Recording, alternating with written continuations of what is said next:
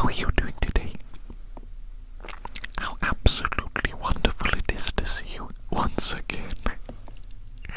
Yes, indeed, it is me, Dr. John Smith. You know what? I have been watching videos on the internet, on YouTube, and I saw something very peculiar indeed, I saw somebody drawing on somebody else's face. Can you believe it? Can you believe it? The things that humans do, the things that humans like myself and like you, obviously we're identical human beings, you and I. The things that humans do to each other, it's quite unusual sometimes, don't you think? Quite interesting and unusual. But I thought to myself, why don't we try that out? Why don't you and I try that out? I could draw on your face. What do you think about that? You think you'd be okay with that? Oh, that's delightful. That is absolutely delightful. Thank you for participating in this little exercise, this little activity. Something for us humans to do together, to bond a little bit, experience something new. I think it's going to be quite wonderful.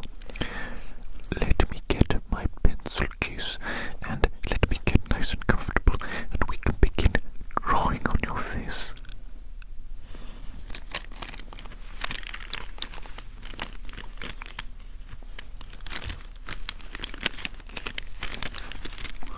My little doggy pencil case is a little bit dirty. I've got a dirty doggy pencil case. That's not good, is it? That's not good. This little doggy needs a wash. This puppy needs a wash, baby. I'ma give him a wash sometime soon.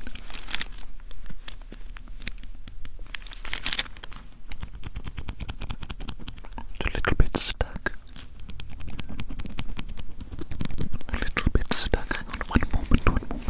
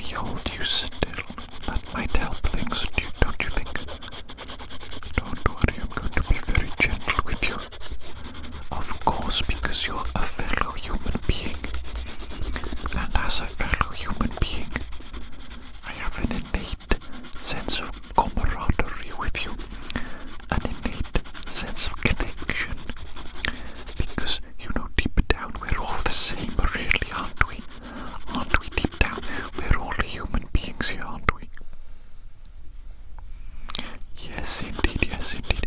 And we share a universal human experience. Yes, we do, yes, we do, yes, we do. So why wouldn't we treat each other as equals? We are equals. Let's have a little bit of respect for each other, shall we? A little bit of consideration. Let us be gentle with one another.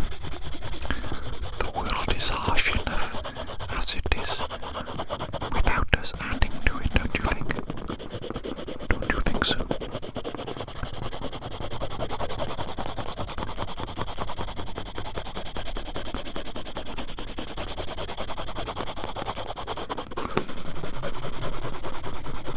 I'm really getting into this coloring.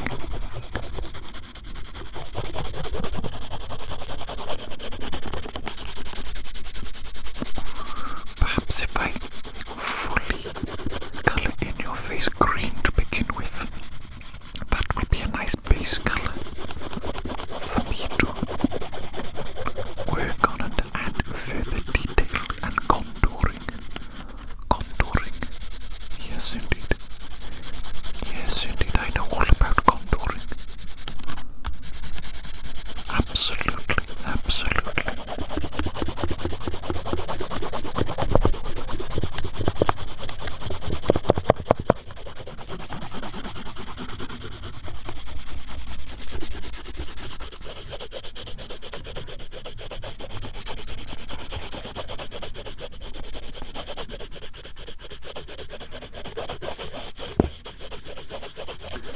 You know what's absolutely crazy? You know what's absolutely crazy? In the office next door to us, there is a person there. There is a person who is, let us say, fat. Okay, there is no way to say it politely. Okay, the person in the office next door, they're very fat. I don't mean to be rude or anything. Okay, that is simply a fact. And another fact is that I can hear them walking up and down the stairs in the building next door. Can you believe it? Concrete separates us, brick and mortar, and yet I can hear quite loudly whenever they walk up and down the stairs, simply because they are so fat. And again, I don't mean to be rude, okay? I don't mean to be rude. It's just a funny little factoid. I just think it's crazy that I can hear them so loudly. I can hear the stairs creaking, creaking under their immense weight. I'm sorry, is it rude of me to comment on somebody's weight? Is it rude? I'm not trying to be mean. But you know what it's like sometimes in this office? I need peace. I need peace and quiet in order to do the things that I do. So anything that disturbs the peace and quiet, it immediately grabs my attention. And you know, it is a little bit irksome. Irksome. What a funny word that is, irksome. So, of course I notice it. And it just seems so absolutely obscene that the stairs in a building next door to us with concrete, bricks, mortar, cement in between us, I can still hear the stairs creaking underneath the weight of a human being walking on it. How absolutely crazy is that? What do you mean I'm the crazy one? What do you mean I'm the crazy one? Please, for a moment, take a look at me.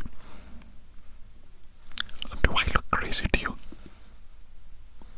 No. I'm sane.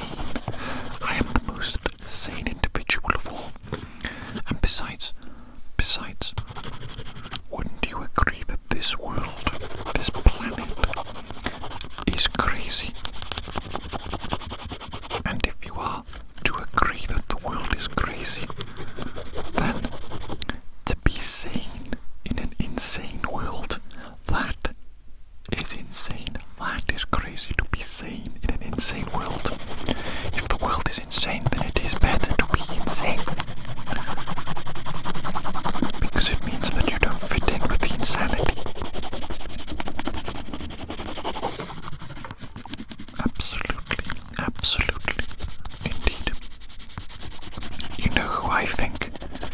is actually the most insane of all.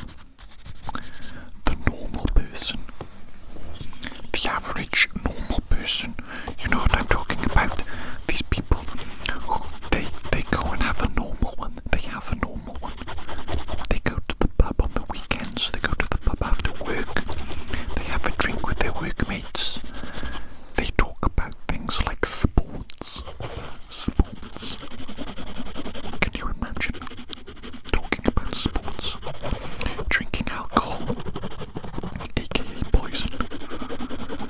That's a normal one.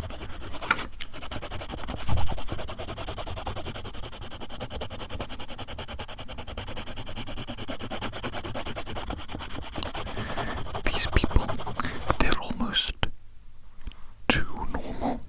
You know what I'm saying? You know what I'm saying? They're suspiciously normal. I think they might actually be skinwalkers.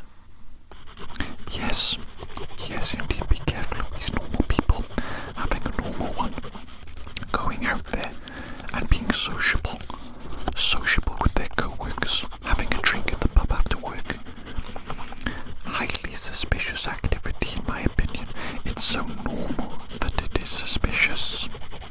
That's what I say, so normal that it is suspicious. What do you mean? What do I mean? What am I not making any sense right now? Don't tell me that you don't understand what I'm saying. No, you must understand. I'm saying they're so normal, they're like a caricature of what is normal, thus making them abnormal. Still not making any sense. Don't worry. I talk a lot of waffle.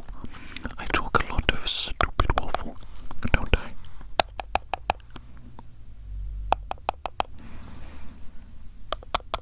Oh, look at that.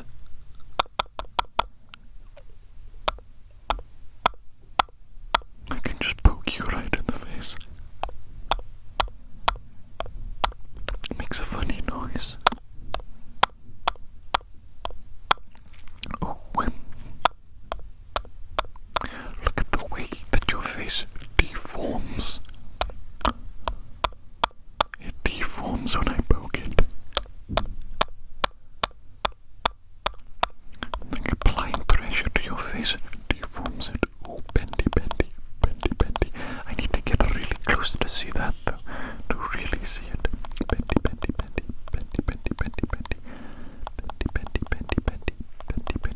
What does that feel like for you? What does that feel like?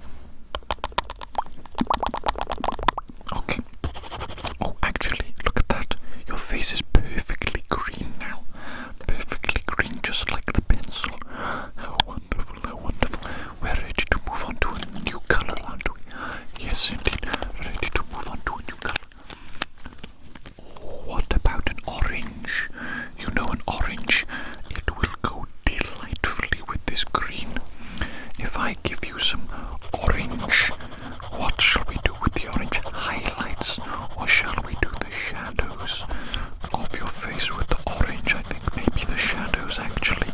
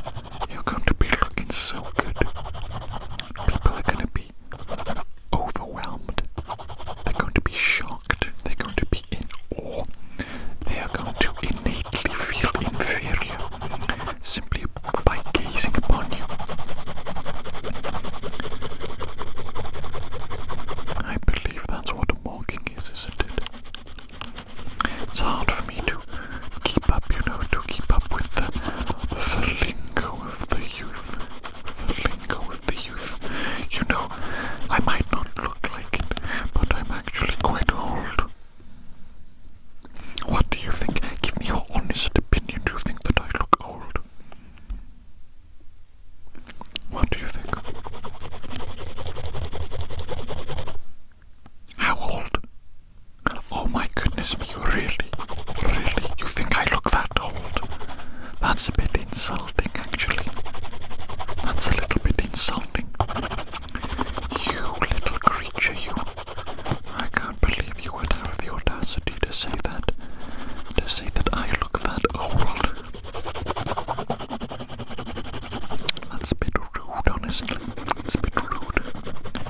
Here I am, doing you a favor by contouring your face, making you look supremely beautiful. And you go ahead and you say that I look old. Really? Really? You're going to do me like that, are you? You're going to do me like that. You rude little urchin. Rude little urchin. What is an urchin? Some sort of sea creature, is it not? Is an urchin a sea creature? Is it that spiky one? Is it the spiky ball? And then inside the spiky ball is like a fleshy interior. Is that what an urchin is? A sea urchin? You know, I was watching somebody on YouTube. A homeless guy on YouTube. He adventures around. He does all sorts of adventures and he films himself as he does them. One of the things he does is he found, I think, an urchin on the beach. A spiky ball creature. And he tried to cook it and eat it. He didn't know what it was. He put it on the fire, simply placed it on the open fire, left it there for a while, and then afterwards cracked open the spiky exterior, and inside there was the soft fleshy bit, and it was all cooked and edible. Brother cooked himself an urchin. How wild is that? How wild is that? If you think about it, we're actually rather extraordinarily domesticated. Don't you think so? Don't you think we're actually quite extraordinarily domesticated? Even the thought of just going out there into the wild, into the world, making a fire, finding some sort of thing like an urchin, and then cooking it on the fire and eating it, even that seems quite wild to me personally. I don't know about you. Maybe you're not quite as domesticated as I am. But that seems pretty wild to me. I mean, I don't do that on the day-to-day, you know what I'm saying? I don't think I've ever done that, actually. Have I ever made a fire and cooked an urchin? Cooked any sort of creature, actually? I don't think so. You know, I get my food all neatly prepared in the supermarket. Is that a bit, I want to say, hypocritical? Maybe that's not quite the right word, you know. But you know, it's like I never see what really goes into, for example, preparing meat, preparing an animal for slaughter and to be butchered and to be processed into neatly little packaged meat. We're so far removed from nature and from reality. It seems almost, again, I want to say hypocritical, but that's not quite right, is it? That's not quite right. What am I trying to say? What am I trying to express? Sometimes I don't know. Sometimes I can't express myself. Maybe that's just a problem innate in males. You know what I'm saying? As men, we're not very good at expressing ourselves sometimes, are we? No. I know for a fact that I bottle things up. I don't express them. But for me, what it is I think, what's the point? What's the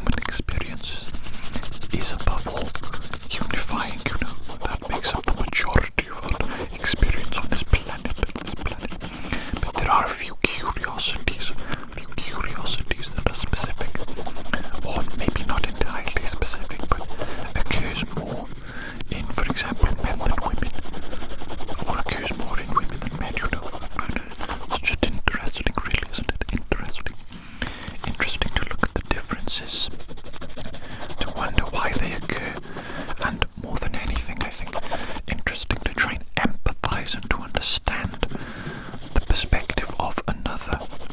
You know what I'm saying? Does that make any sense? Or am I waffling once again? Waffling and saying nonsense once again? You know what? I think some red would go absolutely perfectly right now on this little section here. Just like around the corner here, around the edge, and over here as well. Okay, let me see if I got a red in here. Oh, look at that. Absolutely perfect. It was just out there. It was begging to be used. It's like this was fate. Oh, yes, look at that. That red. Instantly, adding so much pop. I'm talking pop.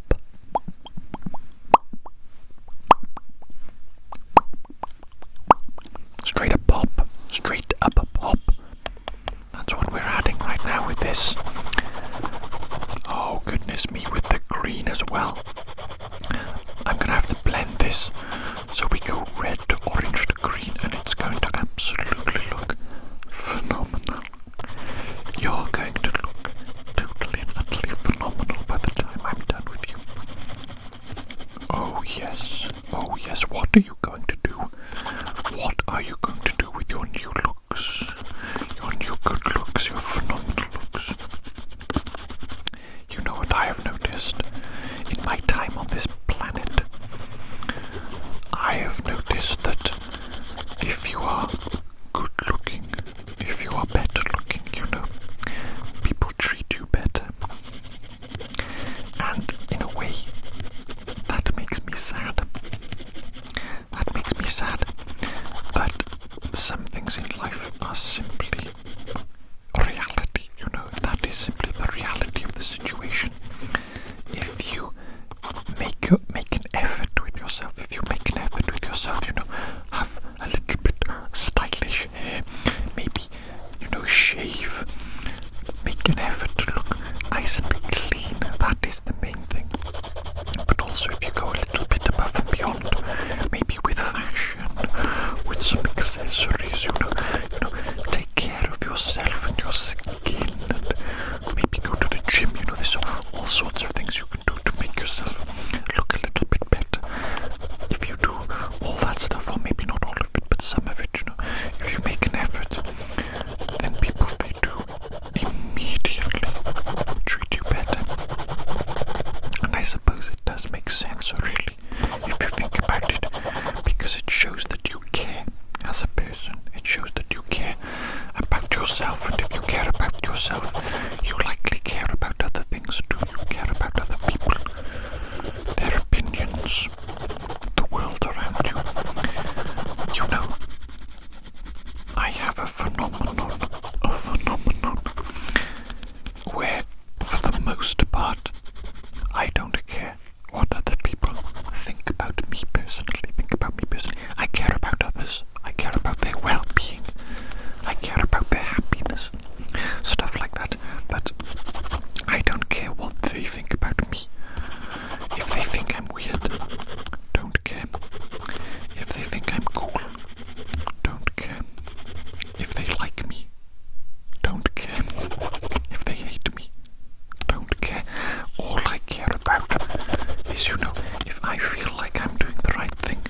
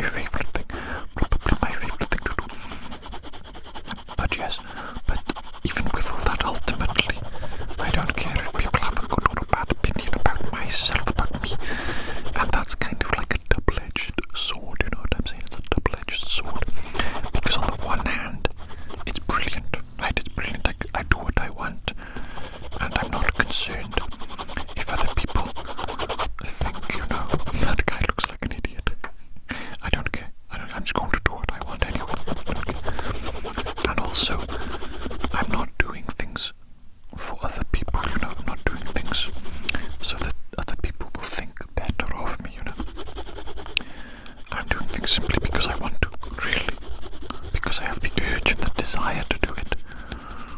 And that is very freeing and liberating. However, the other side of the sword, the double-edged sword, if you don't care about other people's opinions, then you do almost automatically become a little bit of a social outcast. Simply because you don't care. You don't care, you know. There are things that we do in society, in social situations, that are entirely performative. And that's not a bad thing. It serves a function.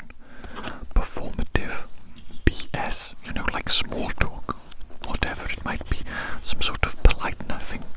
Maybe it doesn't really serve a purpose, but it does serve a purpose, and that purpose is social cohesion. Maybe, let's say for example, two people, maybe they're in an awkward little situation together, whatever it is, and inane small talk actually relieves the awkwardness of the situation somewhat. That is the purpose of it. That is the purpose of the small talk, although it is inane and small, and you know, you could argue pointless. It is not pointless. It serves the purpose of social cohesion. But sometimes people like me, when you don't care about the opinions of others, you won't go through the trouble of doing these small things like the small talk, or the aspects of social expectations that promote social cohesion. Sometimes you just won't do it because, as I said, you don't care. You don't care. If somebody thinks you're weird, if somebody thinks the situation is awkward, you don't care. You don't care. So you don't perform the necessary little things. You don't perform the necessary little things to keep the social cohesion. Does that make sense? Does that make sense? What I'm trying to say is about the double-edged sword. It is good. It is good in a way to not care about other people's opinions of you, but it is also bad in a way. It is also bad. It's a good thing to care about other people's opinions of you. It is a good thing to do the little things in social situations that you're kind of expected to do. It is good to follow. It is good to follow the rules. The rules are there for a purpose. Even though you know me, I'm a little bit of a rule breaker. I like breaking rules, you know what I'm saying? I got that innate disrespect for authority. You know what I'm saying? Whenever I encounter authority, I immediately think, you think you got authority over me, huh? Buddy, you think you got authority over me? What gives you that authority? Your authority is an illusion. It is an absolute illusion given to you by other people. And I will not give you that power over me. No. That's what I think when I encounter authority. I think, flip authority. I am the boss of me, nobody else. Nobody else will be the boss of me. That's what I think. Maybe that's a bit silly, maybe a bit immature, because not all authority is, you know, it's not evil. Not all authority is overly controlling or overbearing. Authority exists in some situations for a very good reason, you know what I'm saying? To make things run smoothly. And I do actually agree that in a lot of situations, a leader is absolutely necessary. And even a hierarchy is necessary, and it is necessary for the hierarchy to be clear. You know, it's necessary for it to be obvious who the one leader is, and for that one leader to make the final decision. Otherwise things don't happen, you know what I'm saying? Otherwise there's a lot of bumbling around. Everybody has an opinion to give, and everybody just ends up talking and not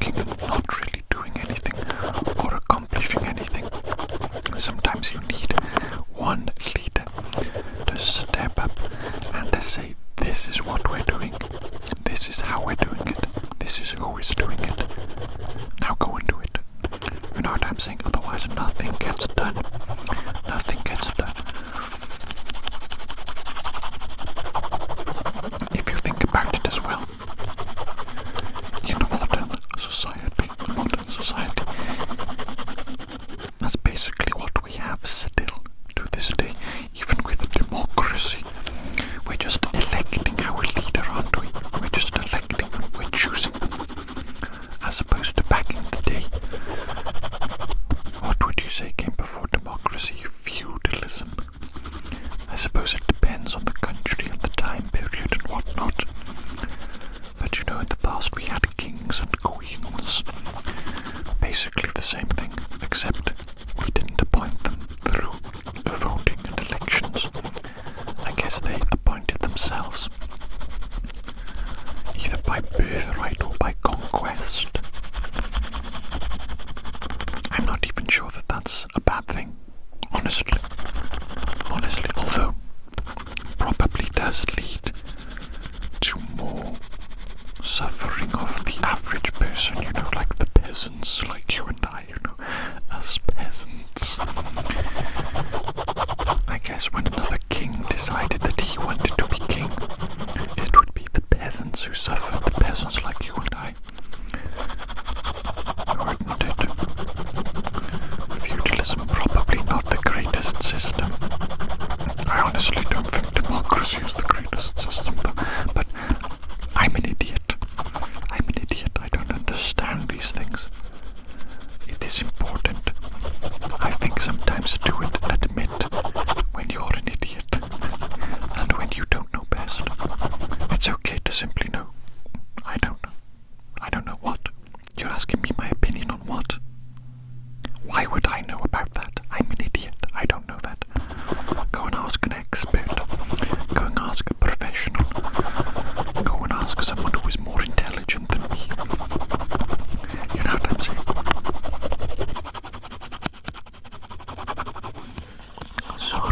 Sorry, my friend. I'm getting a little distracted. Losing my train of thought because of all the little noises and whatnot.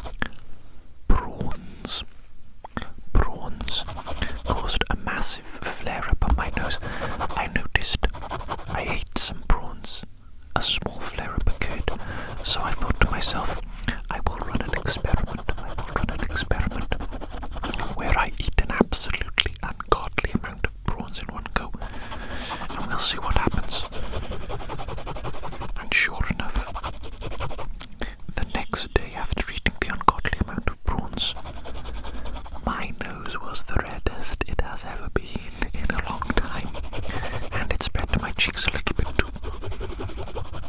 And it always takes like a day or two minimum to go back to normal, or some semblance of normalcy. But that was very interesting, because I pinpointed that prawns cause a flare-up, and that led me to, with a little bit of research, I think it might be histamine related, but again, I'm not certain. Certain foods, though, they trigger like a histamine response in the body, and I think foods that are high in histamine or cause a high histamine response are at least partially responsible for this rosacea and problems with my nose, and it's also to do with burst blood vessels, burst capillaries. I have vein problems as well. I have varicose veins. Little unpleasant, a bit ugly, but not that bad, really, not that bad. Of all the things in life to have to deal with, that's not that bad. I don't think so. But I think it's blood pressure related too. Honestly, the human body is so complicated, isn't it? There are so many